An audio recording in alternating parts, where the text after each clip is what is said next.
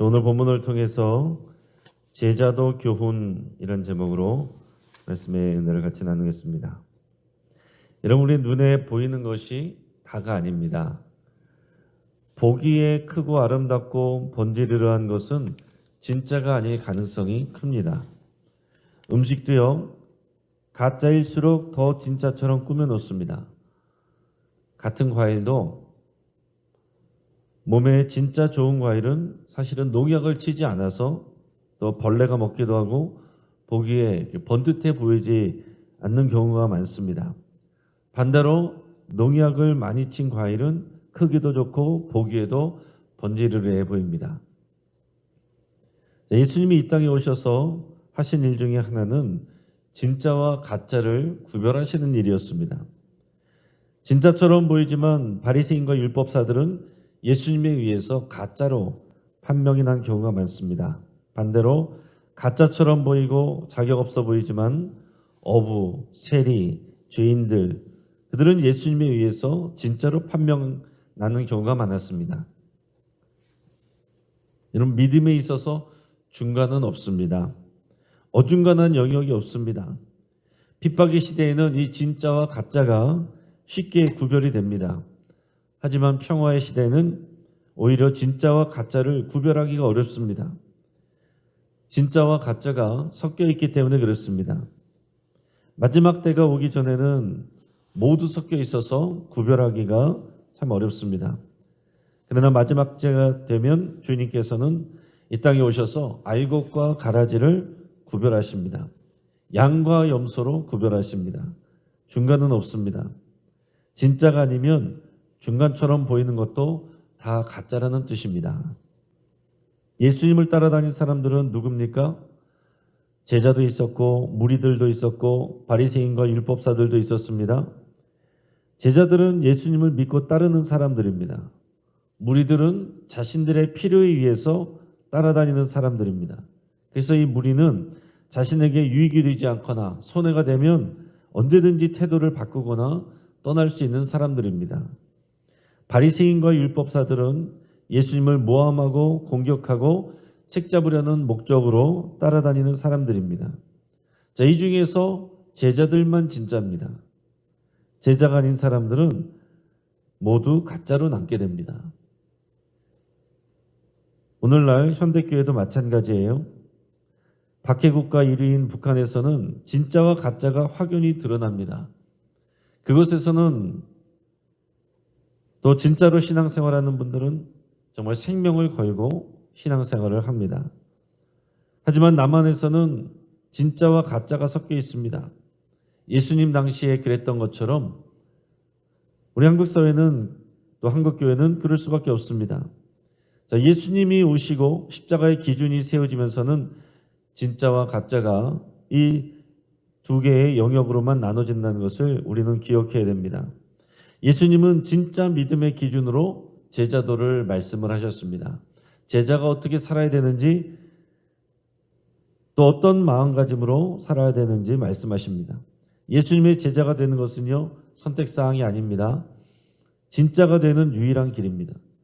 여러분, 적당한 신앙생활, 성실한 성도로 살다가 마지막에 가짜로 판결을 받는다면 그것만큼 원통하고 억울한 일이 어디 있겠습니까?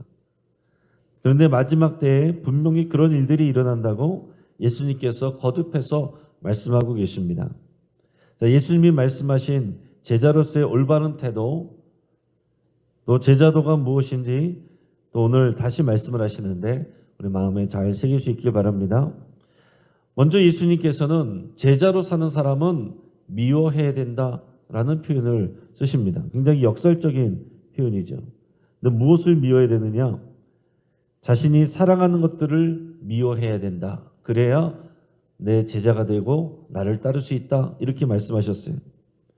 25절에서 27절까지 말씀을, 요한 14장 25절에서 27절까지 말씀을 같이 읽겠습니다. 수많은 무리가 함께 갈새 예수께서 돌이키사 이르시되 물은 내게 오는 자가 자기 부모와 처자와 형제와 자매와 더욱이 자기 목숨까지 미워하지 아니하면 능히 내 제자가 되지 못하고 누구든지 자기 십자가를 지고 나를 따르지 않는 자도 능히 내 제자가 되지 못하리라. 아멘. 자, 예수님께서 지금 예루살렘을 향해서 가시는데 예수님 주변에는 많은 무리들이 있었습니다. 지금 6월절 명절을 향해서 가는 것이기 때문에 수많은 사람들이 같이 가고 있어요. 예수님에게 또한 관심을 갖고 있는 또 사람들이 예수님과 함께 동행하면서 가고 있습니다. 그런데 갑자기 예수님께서 걸음을 멈추고 뒤돌아서서 예수님을 따라오는 무리를 향해서 말씀하신 겁니다. 내게 오는 자는, 이렇게 말했습니다. 내게 오는 자는, 이것은 제자가 되려는 자를 의미합니다. 그냥 옆에 있다고 제자가 아니에요. 그 옆에 있는 무리들이 다 제자가 아닙니다. 예수님께로 가는 자, 제자로 살기를 작정하는 자, 그게 내게 오는 자입니다. 예수님을 따르면서 제자가 되고자 하는 많은 사람들이 있었습니다. 그런 그들에게 예수님께서는 제자가 되려면 자기 부모, 처자, 형제, 자매와 자기 목숨까지도 미워해야 된다. 이렇게 말씀하셨습니다. 이게 무슨 말이겠어요? 미워한다라는 말은 싫어하라는 말을 하시는 게 아닙니다. 정말로 자기 부모와 처자와 형제와 자매를 미워하고 싫어하고 싸우고 다투라, 그런 말은 당연히 아니죠. 이건 무슨 의미겠습니까? 우선순위의 높은 자리에 올리지 않는다라는 그런 뜻입니다. 우선순위의 가장 높은 자리는 예수님이어야 돼요. 예수님을 사랑하는 것이고 자기를 부인하고 자기 십자가를 지는 것이어야 됩니다. 쉽게 말해서 자기 행복보다 제자도를 더 중요하게 여겨야 된다 하는 말입니다. 자기 부모, 처자, 형제, 자매, 자기 목숨, 당연히 내가 사랑하는 것들이고, 많은 사람들은 또 나의 행복의 조건들이고, 이를 위해서 예수님을 믿고 예수님께 기도하고 예수님을 따라가지만, 그러나 예수님께서는 그것이 우선이 되고 그것이 목적이 되고 하면은 나의 제자로 따라갈 수가 없다, 그렇게 말씀하시는 겁니다. 실제로 그런 경우가 많습니다. 내가 사랑하는 것들을 위해서 기도하고 예수님을 따라가다가 그것을 보호하기 어려운 상황이 되면, 또 예수님과 또 그런 것들을, 또 사람들을 선택해야 되는 상황이 되면 예수님보다는 내가 아끼고 사랑하는 것들을 따라가고 우선순위로 놓고 먼저 챙기는 이런 일들이 많다는 거죠. 그래서 우리의 인생의 목적은 행복이 아닙니다. 행복을 쫓아가면 제자로 살기가 어렵습니다. 거룩을 쫓아야 돼요. 하나님의 나라와 그의 의를 쫓아야 우리가 제자로 살 수가 있습니다. 그럴 때에 진짜 행복이 오는 것입니다. 산상수훈에서 예수님께서 팔복을 말씀하신 것도 진짜 복이 무엇인지, 진짜 행복이 무엇인지 말씀해 주신 거예요. 여러분, 심령이 가난한 사람은 이 땅 가운데서 내가 사랑하는 것들을 충분히 챙기지 못한 사람이 심령이 가난해집니다. 그러나 그런 사람들이 복을 받는 것은 그런 심령이 가난한 마음으로 하나님 앞에 엎드러지고 기도했을 때에 그들이 천국을 소유하게 된다 그랬습니다. 하나님의 나라를 소유하게 되는 거예요. 여러분, 이 땅에서 내 행복의 조건들을 다 채우지 못해서 슬퍼하고 눈물을 흘리는 사람들이 복이 있다라고 그랬습니다. 그들이 하나님 앞에서 눈물을 흘릴 때 하나님의 위로를 받기 때문에 그렇다라고 그랬습니다. 자, 이게 분명한 원리입니다. 행복을 추구하면 제자로 살기가 어렵습니다.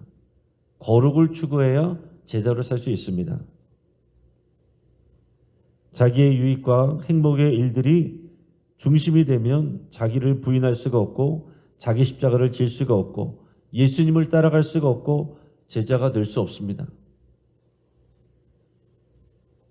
신앙생활 잘 하는 것처럼 열심히 하다가도 바빠서 또 뭘 해야 돼서 다 해결되고 오겠습니다. 그런 경우들이 많죠. 예수님께서 또 그런 사람들에게 너는 그런 것들은 뒤로 남겨두고 나를 따르라, 그렇게 말씀하셨습니다. 예수님의 제자들은 배와 그물을 버려두고 자기 가족들을 뒤로하고 예수님을 따라갔습니다. 마태 같은 이는 어땠습니까? 자기가 일하던 직장을 때려치고 예수님을 따라갔습니다. 물론 우리가 신앙생활하는 것이 세상의 모든 일들을 부인하고 직장도 다 때려치고 교회 일해라 그런 얘기가 아닙니다. 우리 세상 속에서 내가 하는 일들 속에서 그러나 그 모든 중심이 예수님이 되고 하나님의 나라가 되어야 된다. 그래야 우리가 삶 속에서 여러분들이 삶의 자리에서 제자로 살아간다 하는 말입니다. 자, 미워해야 된다라고 말씀하셨고 또 하나는 비용을 계산해야 된다 이렇게 말씀하셨어요. 그러니까 여러분 미워해야 된다 또 비용을 계산해야 된다 생각하면 뭔가가 와닿지 않죠. 그런 굉장히 역설적인 표현이고 또 의미가 있는 말씀이에요. 비용을 계산해야 된다. 제자도를 따르는 삶을 살려면 비용을 계산해야 된다 그랬습니다. 값지불할 생각을 해야 된다는 얘기예요. 자, 예수님은 두 가지 예를 드시는데 자, 만약 누가 망대를 세우려고 하면 당연히 그 사람은 공사를 시작하기 전에 건축 비용을 계산해야 된다 이렇게 말씀했습니다. 자, 건축하는 일. 지금 우리 교회도 건축을 진행 중인데 건축을 하기 전에 건축을 시작해 놓고 나서 견적이 얼마가 든다 이렇게 하지 않죠. 견적을 뽑아보고 얼마가 드는지 가늠해보고 지금 우리가 갖고 있는 게 얼마고 얼마가 필요한지를 확인하고서 거기에 대한 대책을 마련하면서 우리가 공사를 시작하지 일단 시작해 놓고 나서 보니까 견적이 얼마라더라. 그러면 이제 난리가 나는 겁니다. 이게 상식적인 일이죠.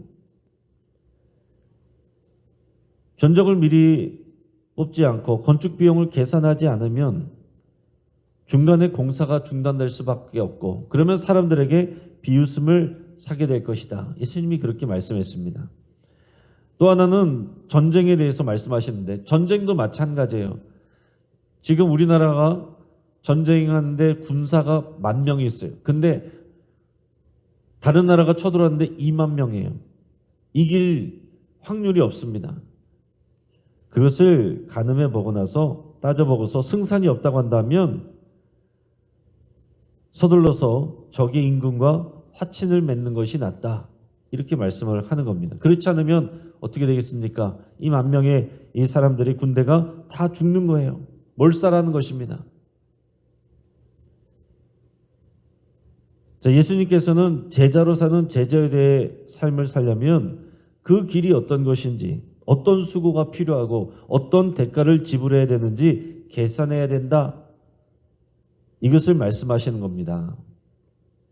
제자도를 살아내기 위한 대가를 계산한다는 것은 바로 자기를 부인하고 자기 십자가를 지고 예수님을 따르는 것이 결코 만만하거나 쉬운 일이 아니라는 것을 각오해야 된다는 그런 말씀입니다. 내가 제자로 살아가는 것이 그냥 마냥 좋은 일이고 마냥 또 이익이 되는 일이고 마냥 사람들에게 박수받는 길이라면 누구라도 다 제자로 살아가겠죠. 그러나 반대로 제자로 살아가는 일에는 갑지불이 필요하다는 거예요. 내려놓는 것이 필요하다는 것입니다. 포기하는 것이 필요하다는 것입니다. 때로는 사람들에게 오해를 받는 일도 무릅써야 됩니다. 그 생각도 없이 그냥 예수님을 따라가겠습니다. 선포해 놓고서는 너무 힘들어. 그러면 예수님을 따라갈 수가 없고 제자로 살아갈 수가 없다라는 것을 말씀하는 겁니다. 예수님이 이 땅에 오신 것은요, 대접받기 위해서 오신 게 아닙니다. 왕으로 추앙받고 세상에서 성공하기 위해서 오신 것이 아닙니다. 잃어버린 영혼들을 찾아서 구원하시기 위해 오신 겁니다. 그리고 그것은 비용이 들어요.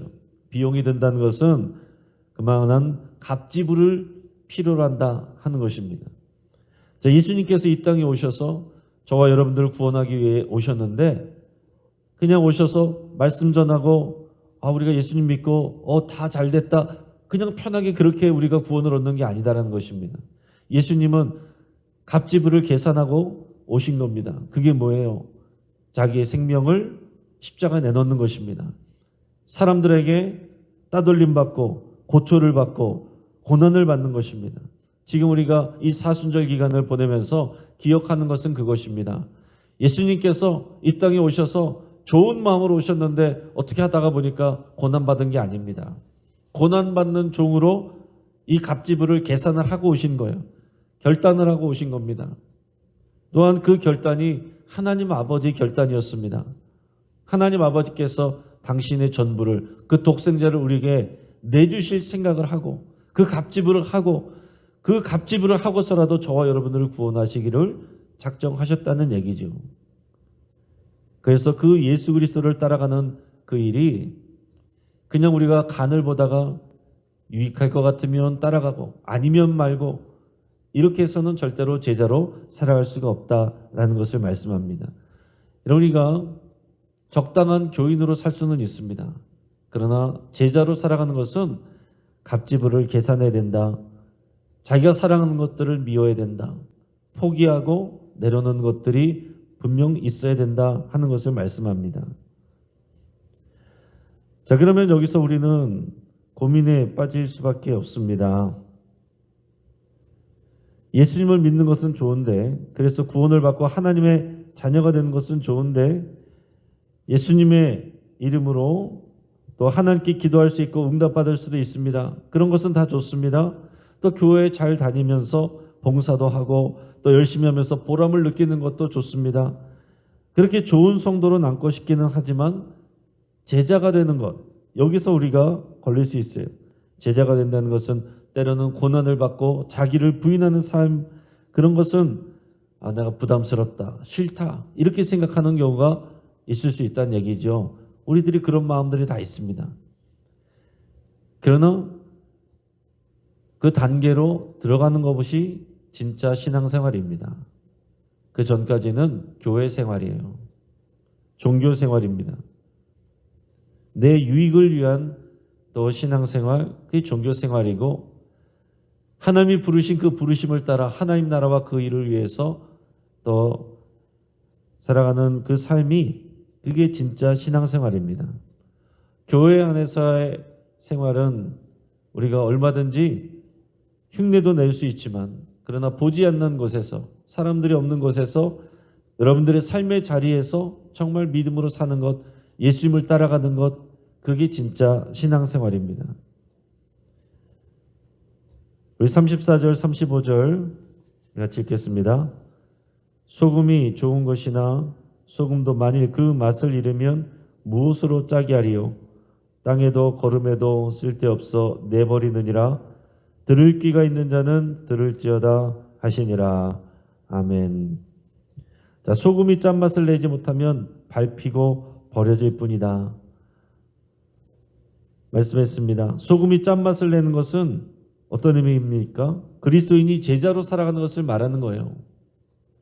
제자로 살아가지 않으면 아무것도 아닙니다. 특별한 몇 사람만 제자가 되는 게 아닙니다. 이 12사도 그들만 제자로 부름받은 게 아닙니다. 예수님은 그들에게 모든 족속으로 제자를 삼으라 그랬습니다. 저와 여러분들이 주님의 제자예요. 예수님을 믿으면 주님의 제자로 부름받은 것입니다.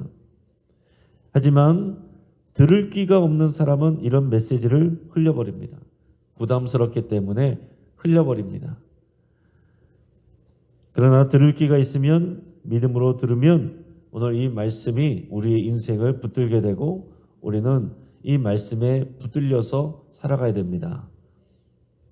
여러분, 우리가 여기 보면 대부분 우리가 살아온 날보다 살아갈 날이 적을 가능성이 클 거라고 생각합니다. 그런데 얼마 남지 않았습니다. 우리 오늘 하루하루 우리에게 주신 이 날들을 이 믿음으로 또 제자로 살아가시기를 주의 이름으로 축복합니다. 같이 한번 기도하겠습니다. 오늘 말씀을 붙잡고 함께 기도할 때에 또 예수님과 하나님 나라를 내 행복보다 더 사랑하고 귀하게 여기기를 그렇게 결단할 수 있기 바랍니다. 우리가 예수님의 제자로 살아가기를 또 결단하시고, 또 믿음 때문에 상처받고 고통스러운 일이 생기면 내가 비용을 치르는 것으로 알고 감사드릴 수 있기 바랍니다.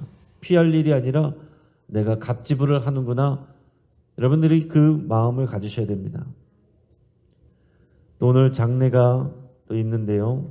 1교구 2구역에 우리 김상철 명예집사님과 안규복 권사님의 장녀되는 김은희 님이 어제 하나님의 부르심을 받게 됐습니다. 우리 형년 만 51세인데 오늘 내일 이렇게 장례를 치르게 됐습니다. 그래서 오늘 오후 2시에 입관 예배를 출발하고 내일 발인부터 또 장례를 진행을 하게 됩니다. 빈소는 뉴 고려병원 1호실인데 오늘 갑작스럽게 슬픔을 당한 이 가정을 위해서 여러분 같이 기도해 주시고 이 장례를 통해 하나님의 위로가 부어지기를 우리 가족들을 위해서 많이 기도해 주시길 바랍니다. 또 환우들을 위해서 같이 기도해 주시고 우리 3040 세대를 위해서 또 지금 경북 산청 의성을 비롯한 50군데 동시다발 산불이 지금 진행되는데 속히 잡힐 수 있도록 예수 함께 기도하도록 하겠습니다. 이 시간 주여 한번 부르짖고 여러 기도 제목으로 함께 기도하겠습니다. 주여